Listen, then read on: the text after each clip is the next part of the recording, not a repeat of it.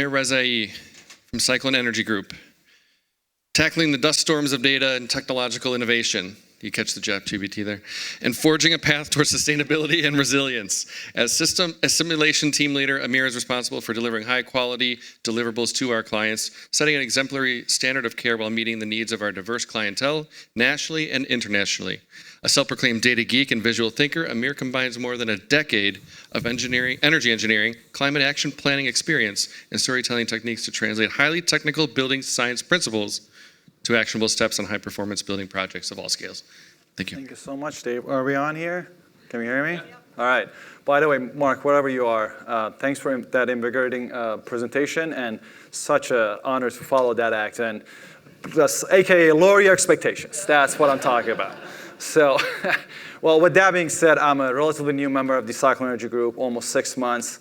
I'm going to tell you a little bit of story about my past life, which is about visual storytelling and combining that for a case study of a climate action plan. So I'm going to walk you through that storyline, the background, and by the way, I work for Cyclone, but I'm based at Buffalo, New York. So the story is from a higher education, that's for the background, higher education institution at University of Buffalo. Walk you through the why of the sort of project we got involved with, what was the impact or what we could measure, and the impact that resulted from that climate action planning process.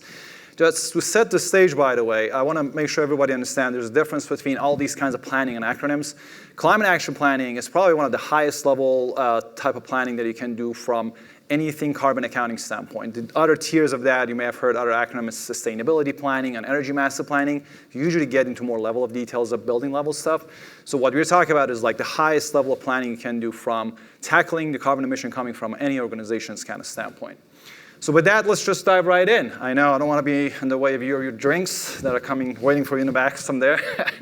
So the background, as kind of I alluded to, we're going to talk about climate action planning for a higher education client. But the lessons that you hear and the kind of workflows probably apply to a lot of people in the room who may have portfolio buildings. So by way of numbers and background, University of Buffalo, a top tier research university in Buffalo. Some of the rankings on the screen. The one I want to highlight is this #2 in climate action planning, which in part came about from some of the impact of the work that I'm about to show you in the presentation. Give you a little background, the size of this university on a campus, 3 distinct campuses, North Campus, South, and Downtown. The North Campus is primarily engineering research-based, laboratories, large square footage buildings. In the middle, in the South Campus, we have a lot of sort of professional school type of dentistry and stuff like that. And Downtown is their newest campus. By the way of numbers, to give you a sense of scale, somewhere between 32,000 to 40,000 students are on campus every day. About 7,000 of them residents on campus, and just under 200 buildings. So massive scale of building operations, and the mission and the why for University of Buffalo when we got engaged in the work around 2018, 2019 was essentially updating their climate action plan. I'll show you a little bit more in a second. But for them, the message was clear. Multifold reasons of why they wanted to essentially better understand the carbon emission and footprint. Obviously, a big research university, the science behind it, the business case. For them, the customers are students, right? Just creating enough materially around their intentions of reducing carbon emissions to attract more students. A policy shift in New York State, where I live, and Buffalo, University of Buffalo exists. I'll talk about it in a second. Student demand, and last but not least, the moral imperative of getting engaged in this kind of work. I like this slide. You probably have seen versions of this, in terms of global temperature rises and anomalies from more than 100 years ago. I've seen a version of this from New York Times headlines from 30 years ago, warning us about the impact of global climate change. But here we are again, right? We're seeing the impacts. The point of all this being, science doesn't necessarily translate to action. And the whole impetus for this presentation is about how to create engaging ways of mobilizing a community like University of Buffalo with that size. Students, if you have any kids at home that are college years or around that, you probably have a sense of this, and there's some statistics on the screen to speak to it. A lot of them care about the topic, sometimes called sustainability, but overall, a lot of students, and these are cited from recent survey and polls, really pay attention to these sort of crises, global climate change crises, and they want to pursue careers in these fields. So universities pay attention to these very closely, right, from the marketing standpoint. And as I mentioned, New York State, I sometimes call it the lawyer state. There is a lot of regulation in place, and especially in the world of climate change, some of the key policies listed here just give you an indication of how serious they are. I got to be honest, some advantages New York State has in terms of things like grid being cleaner works in their advantage. For example, one of the things listed out here, phasing out coal in 2020. We have Niagara River, a lot of hydropower. So there are some advantages from locality standpoint that works into New York State's advantage. But overall, these messages translate into what institutions like University of Buffalo need to push themselves before these policies really hit the ground running. And that's what the goal was with University of Buffalo. All right, now, what are we talking about when we say climate action planning? It really comes down to carbon emissions from the boundaries of an organization. So just to level set for everybody in the room who may not be familiar with these topics or acronyms of Scope 1, 2, and 3, what we're talking about, figuring out and defining boundaries around an institution's activities. Now, in this case, University of Buffalo has 3 campuses.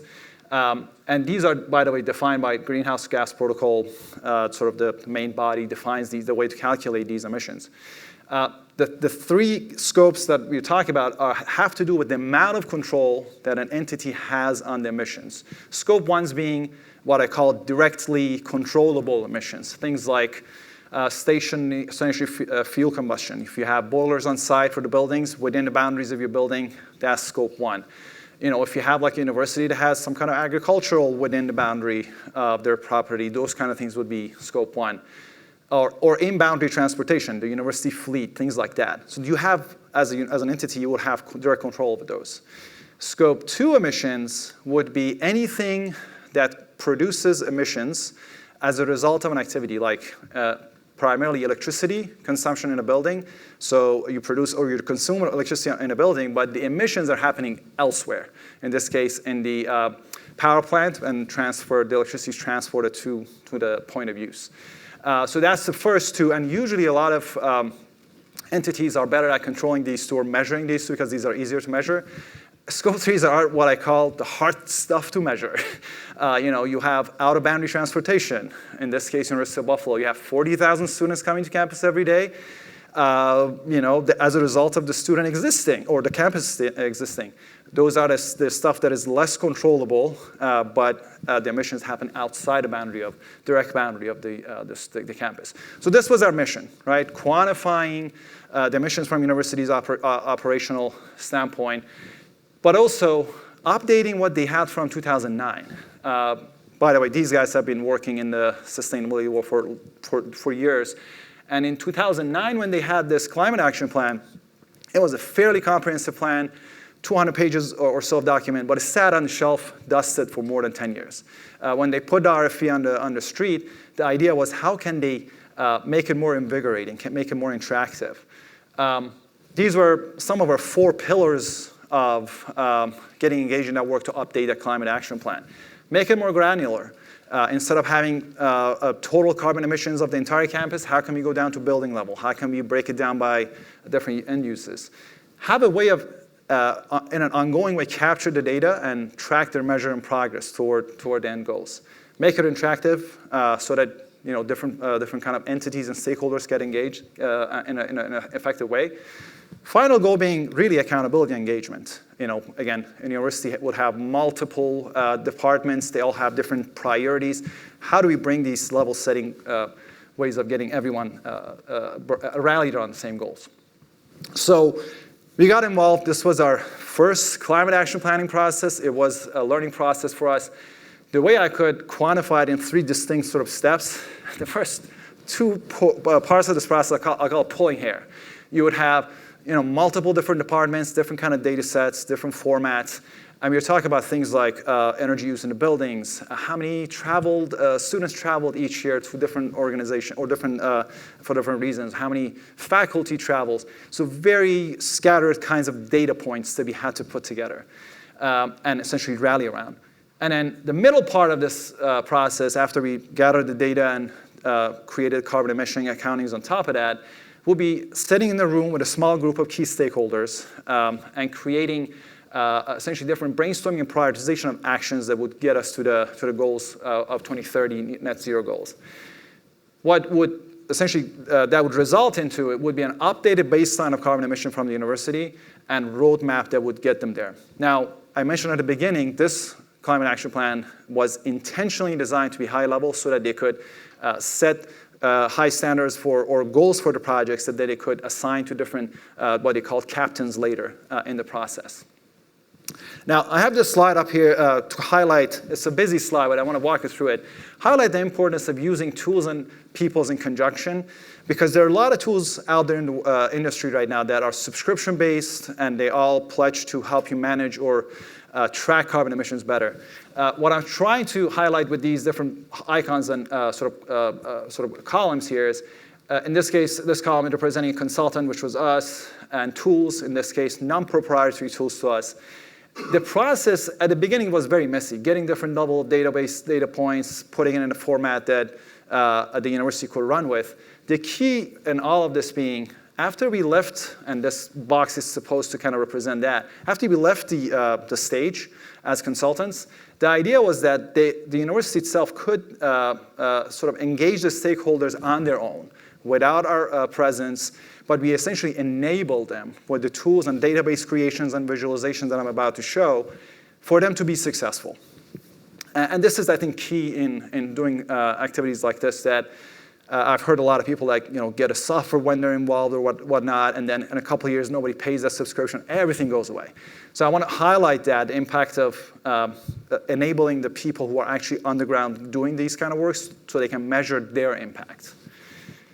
So very beginning of that process really was a lot of these kind of sessions, sitting with students, faculty, and staff, brainstorming ideas from everything from the smallest type of measure the students and faculty were involved with, all the way to what facility managers were interested in, and sitting down with them, really brainstorming these ideas.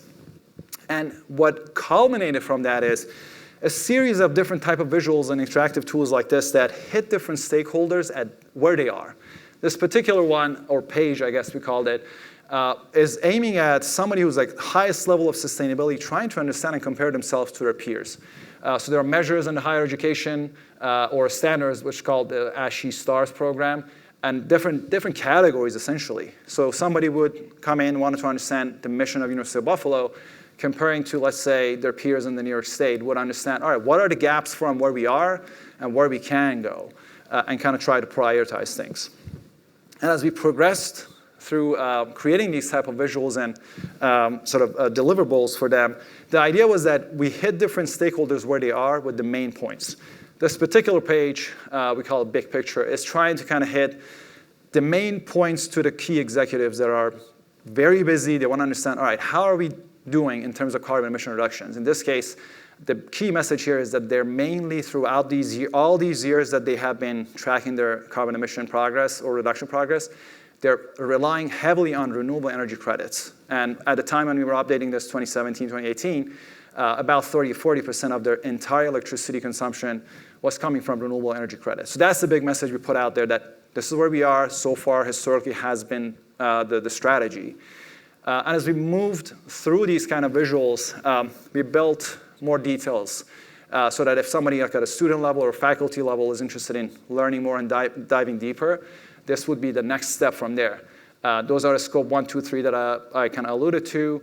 And you can, in this case, you can see that the breakdown essentially is showing what are the remaining carbon emission pieces of the pie that somebody could start looking at tracking throughout the years. Now, buildings usually are where most institutions have the most amount of data. In this particular case, when I refer to the pulling hair portion of this process, lots of spreadsheets, right? That's the way they were tracking their information. And these spreadsheets probably were sitting in like one or two person's office, and nobody was looking at it in terms of the impact and the relative impact in the different buildings. But once we created these dashboards that have multiple type of KPIs as far as operational costs for carbon emissions, they essentially put this out publicly. And I would probably just point that out. That's probably one of the biggest emphases for something like this, for them to publicly put out all the information and democratize the access to it so that they could create accountability that way for themselves too. I remember distinctly sitting in some meetings that they were worried about, what if like a news anchor or something gets a hold of some of these information and asks us hard questions? But they were ready to face those and put them out there. And the beautiful thing with all this is once we left the scene, they had the templates and all the infrastructure and backbone to be able to update it once we left the scene as consultants. Oh, and then this particular one is not from University of Buffalo case, but I thought it was helpful to showcase hard to measure things. In this particular example, we didn't have a lot of commute emissions for another campus in New York City. We designed a survey, a digital survey that we rolled out with these kind of digital formats. And essentially, when people took these surveys, we could break down what campus or what are the modes of transportation of people to different campuses, in this case, 3 campuses. What's the breakdown of total emissions between different sort of bodies, faculty, students, staff. And these kind of, I guess I call it digital infrastructure that we designed for them, enables them to roll these out on an annual basis and essentially design different strategies for different campuses. One campus might benefit from more ride-sharing strategies versus other ones maybe designing sort of commuter buses kind of strategies. These are the kind of things that would help them with those strategy type of conversations. All right, so we get to the end of this process. And the final product of that, in terms of big picture, is this updated carbon emission inventory of the entire university system. And if you notice this probably on this slide, the only thing that's not on this is electricity. And the other things that are not super surprising are natural gas being the highest portion of the pie, followed by commute stuff from faculty, staff, and sort of students. The reason electricity is not on that is the renewable energy credit purchasing, which they did almost 100% of their electricity offset through that. But what this did for them was creating a sort of North Star for them that was updated. They were even a little bit surprised by how big of a portion the commute part of this emission sort of pie was. And then after this, we sat down and started to kind of brainstorm about strategies of simplifying the message. How can we rally people around essentially biting chunks out of these pies? And that's where these ideas emerged. Visual storytelling that kind of carry through the whole 3-4 years that now this plan has been in place. We came up with these, what we essentially dubbed at the end, UB's 10 and 10, 10 overarching strategies to carry out the university in 10 years.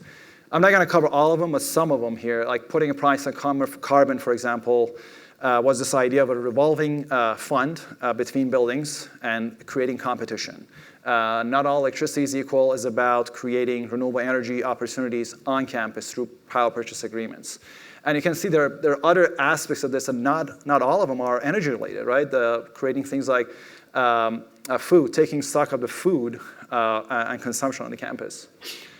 And then we created these sort of visual, if you will, scorecards for each one of these strategies from the beginning of the process. This one, the putting the price on carbon, really talks about different aspects of U.S. Sustainable Development Goals, for example. How are we attacking those? And essentially, they assigned captains to these from different departments throughout the university that were cheerleaders for each one of these strategies. And then sub-strategies were sort of tentatively planned throughout the next maybe 5-6 years. And the idea was that they will run with these and develop it in more details. This is an example of the scorecard for what was dubbed "Not All Electricity is Created Equal," which is all about phasing out electricity by addition of the renewable energy on the campus instead of renewable energy credits. So they were very adamant on not relying on RECs and creating on-site opportunities, which kudos to them. With a couple of images I'm going to about to show you. Massive, essentially on-site solar panels through power purchase agreements. This one is one of my favorites. This is a bike rack that I kind of do a lot of biking on in the summertime, and I see all of this. So, essentially the roadmap created opportunities for them to go out there, not only showcase this to the students, but also create real funding opportunities, in this case with power purchase agreements, lock rates for 30 years, and essentially have the backup the community within the university, but also create local partnerships that made all of this possible. Now, this last example of the sort of strategies I want to showcase a little bit just to bring this to fruition in terms of the impact. This one, again, from a messaging standpoint, we called it Keep It Cozy and Green, which was all about energy efficiency at either central plan levels or at the building level. And it's funny, when we rolled this out, first the faculty asking like, okay, what is the 200-page report for all of this? And the answer was, we know we're not going to do that because the idea is between the time you roll this out and the next 2-3 years, things are going to change. They didn't want to lock themselves into a 200-page report that may or may not have been possible. But instead what they did was they put these sort of phased high-level goals to attack like a central plant on the South Campus, and then rolled out individual RFPs to study every one of those pieces of information to essentially do something actionable with it. So I'm going to highlight one of those on the South Campus kind of steam electrification project. So one of the iconic buildings on the South Campus, just to show the impact of that. So essentially they rolled that out as an RFP, as I mentioned, secured a consultant to do this for them. To give you a sense of scale, so this sort of orange building over here is what they call McKay steam plant. Your typical sort of cold climate steam plant, lots of steam boilers and distribution lines that were essentially using that medium to high temperature steam sort of distribution pipes to all the buildings.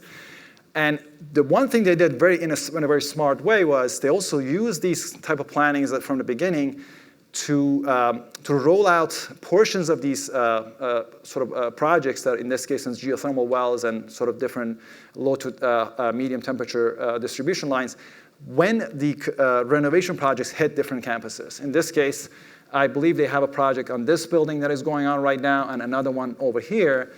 And when they were getting funding from the state to put those two buildings in, they started to put, I think, 2 giant geothermal fields in this quad and this quad. But the main point that in my further conversation with them, I gathered was if they didn't have these climate action plan sort of plannings in effect, they wouldn't be able to even roll some of those additional fundings through the renovation projects they were planning. So I guess the big takeaway for me, at least, was they were smart enough to have those plans in place to be able to secure additional fundings for capital projects like this when the state fundings would be available to them. I think that's pretty much my last slide, just trying to highlight the impact of I remember sitting in meetings talking about less is more a lot of times as kudos to the sustainability officer, coming up with these sort of visual way of representing these strategies. And even, I believe they even had sort of fun with a lot of these icons, getting students involved with pens or getting sort of annual meetings that they would showcase the progress on each one of these categories. We had fun with it, I think, and it was the first time both them and us as consultants were doing it. And what we found out really was that this high-level planning and getting the visual aspect of a project sort of activated was a good conduit to getting those details worked out in the following years. I think that's what I got. I don't know what I'm doing with timing, but I'm ready for questions. Great job. Fantastic. Thanks, Amir. All right, we got time for a few questions. So, Lee, you're first.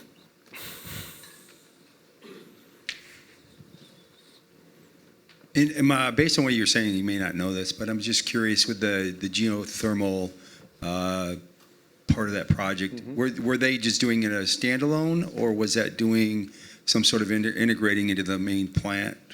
No, definitely they were integrating in the main plant. And essentially what they did was, for example, this building I was mentioning that one of the first ones hit the campus, they may have needed maybe 50 boreholes to put in there just to get that project to work. But I think they put something around 3 times more than that in this quad over here, essentially setting the stage for the next renovation projects to be able to kind of capitalize on that. Yeah, I mean, if they hadn't planned ahead for that, probably the state wouldn't have approved the additional, let's say, boreholes in this case for the geothermal, and they wouldn't be able to kind of show the overall planning for the campus to be able to kind of convince them from that standpoint. It's awesome. Yep. Great. Other questions? Everybody's ready for drinks, I guess. You might be right. This is a fantastic way to visualize kind of the breakdown of all the elements that are critical and kind of make it in a way that the students and faculty and kind of keep it moving along. Yep. Very nice to see. Yep. Anyone else? Really, nothing else? Can always ask him at the bar. That's true. Rick, you got a question? Here I come.